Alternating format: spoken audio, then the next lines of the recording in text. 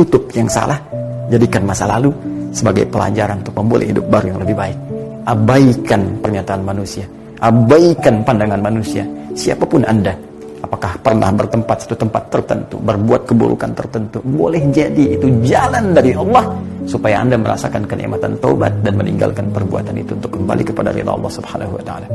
Jika Anda tak mampu berlomba dengan orang soleh meningkatkan ketaatan, setidaknya berlomba dengan para pendosa untuk bertobat di hadapan Allah Subhanahu. Akhlak yang baik, kata-kata yang mulia. Quran surah ke-49 misal, ayat 11 sampai dengan ayat ke-12. Ya ayyuhalladzina amanu la yaskhar qaumin qaum. Hai orang-orang yang merasa punya iman, maka imanmu akan mendorong lisanmu untuk berkata yang mulia. Katakan yang baik-baik, jangan saling mencela, jangan menghujat, jangan menghina. Jadi kalau ada orang merasa beriman, ada iman dalam jiwanya, dan lisannya masih berkata yang tidak baik, maka kata Allah ada sesuatu yang keliru dengan imannya. Jadi cukup dengan iman itu akan memberikan pancaran pada lisan kita untuk berkata yang baik-baik. La yaghtab ba'dukum ba'dha, jangan gosip, jangan bicarakan keburukan orang. Jadi ketika seseorang mengatakan saya beriman, maka iman itu akan memberikan pancaran pada lisannya untuk memberikan kalimat-kalimat yang mulia. Ini nggak ada orang Islam itu yang beriman gosip. Saya tidak, Pak. Alhamdulillah. Nggak seperti ibu itu tuh. Kalau bicara banyak kesana kemari. Ya sama. Inna sam'a wal basara wal fu'ada kullu ulaika kana anhu mas'ula. Sungguh pendengaran manusia itu, penglihatannya dan apa yang dia pikirkan, itu akan ditanya oleh Allah. Saya perlihatkan orang sholat di depan kamu pada saat itu supaya kamu tersentuh. Ya, mudah bagi saya menjalankan engkau di tempat lain. Teman-teman coba berpikir ya, kalau Anda sedang jalan di mobil terus tiba-tiba Anda melihat masjid dan orang sholat, coba renungkan dengan baik-baik, kenapa Anda diperkenankan lewat situ? Padahal mudah bagi Allah menjalankan Anda lewat jalan yang lain. Kenapa cuma Anda yang lihat, yang lain tidak? Jadi kalau sudah Anda diperlihatkan dengan pandangan Anda, belum tersentuh jiwa Anda untuk mendekat kepada Allah, Anda perlu diperlihatkan apa lagi? Nah, kalau ada yang demikian, belum tersentuh pandangan kita, belum masuk ke hati, coba lihat, barangkali dalam sehari itu mata kita sering lihat yang salah. Ya, di handphone sering lihat gambar yang tidak baik, berita yang tidak baik, di TV yang tidak baik. Makanya ketika melihat yang baik-baik tidak ada sentuh. Quran surah ke-71 ya, ayat 10 sampai 14 itu. Faqultu astaghfiru rabbakum innahu kana ghaffara. Kata Nabi Nuh, lihat kalimatnya. Saya katakan kalian semua banyak salah kalian. Cepat taubat, istighfar. Istighfar. Minimal dengan istighfar. Masih ingat tadi pembahasannya? Kadang-kadang maksiat yang dilakukan itu menghambat kebaikan kan? Masya Allah. Lihat ayatnya Pak, Ibu sekalian. Yursilis samaa'a 'alaikum midrara. Kalau istighfar taubat dilakukan, maka sekat akan dibuka, Allah turunkan rahmat dari langit. Bahkan menjadikan, maaf, yang tadinya kering kerontang jadi tumbuh subur lagi. Wa yumdidkum bi amwalin wa banina. Rizki Anda yang macet, pekerjaan Anda yang sulit, dengan istighfar taubat dilancarkan kembali. Keturunan yang belum dapat dimudahkan pendapatannya. Masya Allah.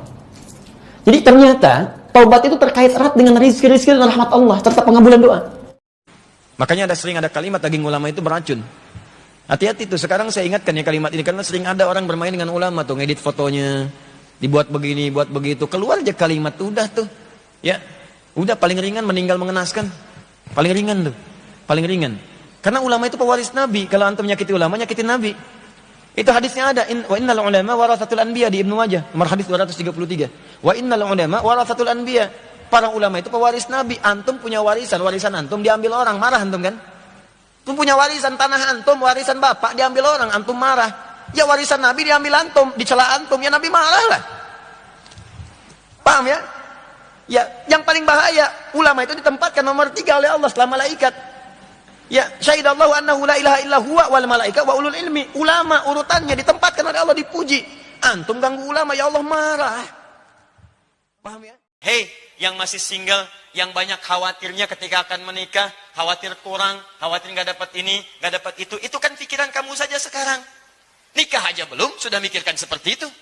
Kamu jangan banyak khawatir, karena hukum single beda dengan hukum rumah tangga. Badminton double aja beda dengan single.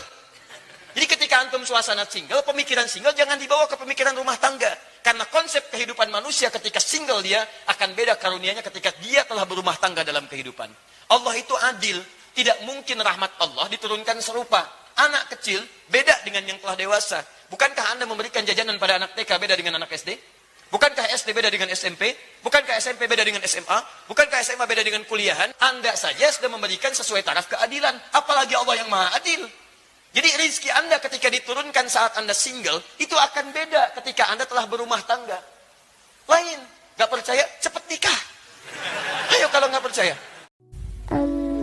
يتساءلون عن النبأ العظيم الذي هم فيه مختلفون كلا سيعلمون ثم كلا سيعلمون ألم نجعل الأرض مهادا والجبال أوتادا وخلقناكم أزواجا وجعلنا نومكم سباتا وجعلنا الليل لباسا وجعلنا النهار معاشا وبنينا فوقكم سبعا شدادا وجعلنا سراجا وهاجا وأنزلنا من المؤصرات ماء سجاجا لنخرج به حبا ونباتا.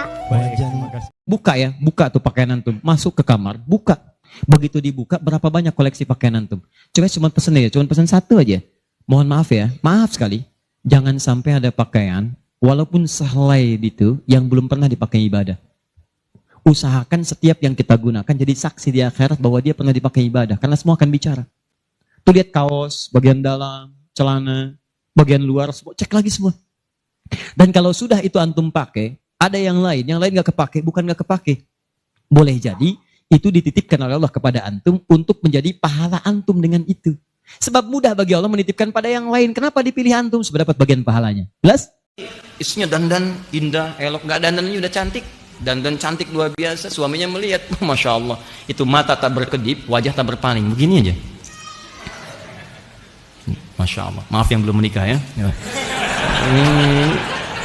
Terus kata istrinya, Zauji, Mabik, sayang kamu kenapa? Kata suaminya, aku bersyukur pada Allah dianugerahi istri secantik dirimu. Masya Allah. Kata istrinya, nahnu fil jannah, sayang kita akan berada di surga. Lihat jawabannya bu, kalau jawaban istri seperti ini, indah kehidupan rumah tangga. Kita berdua di surga. Suaminya penasaran, kok bisa? Kata istrinya, kamu bersyukur mendapati aku sebagai pasanganmu dan aku bersabar mendapati engkau sebagai suami. Bukankah orang yang syukur dan sabar di surga? Memang kalimatnya nyelekit tapi enak kedengarannya gitu. Ya, mau marah susah emang kenyataannya begitu. Kecuali ulama memberikan pengecualian kalau yang pernah digunjing, yang pernah difitnah, yang pernah dicuri hartanya sudah nggak ada. Artinya nggak ada ini, nggak ditemukan di mana tempatnya, nggak ditahu keberadaannya, nggak ditahu ahli warisnya, maka berarti dia cukup mendoakan. Kalau ada dia pernah curi 1 juta, ya dia sedekahkan 1 juta atas nama orang itu. Dia pernah menggunjing, maka dia sekarang membalik, dia ingat siapa orang-orang yang pernah dia mulai dulu ceritakan keburukan orang ini. Pasti dia tahu. Pasti kita tahu siapa orang pertama yang kita telepon, yang pertama kita lemparin gosip itu, sampaikan dulu saya pernah gosipin orang ini, saya salah loh. Saya tarik perkataan saya itu. Gitu. Jadi kita coba berusaha, bahkan kalau bisa kata sebagian ulama, kita berdoa kepada Allah agar ditunjukkan siapa saja orang yang pernah kita berbicara dengannya supaya kita lepas hisab. Alhamdulillah. زمننا زمن مجاملات. مجتمعنا مجتمع فيه الإسراف في المدح ظاهرة. كان أصحاب رسول صلى الله عليه وسلم إذا مدح الواحد في وجهه ماذا يقول؟